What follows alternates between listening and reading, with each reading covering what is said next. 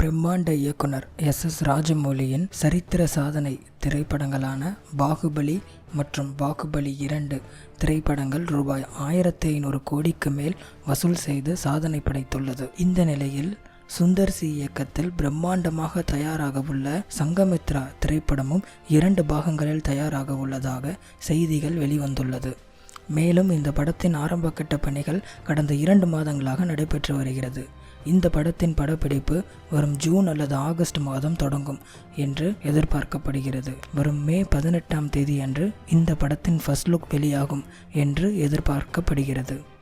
இந்த படத்தை ஸ்ரீ தேனாண்டால் ஃபிலிம்ஸ் தயாரிக்கிறது.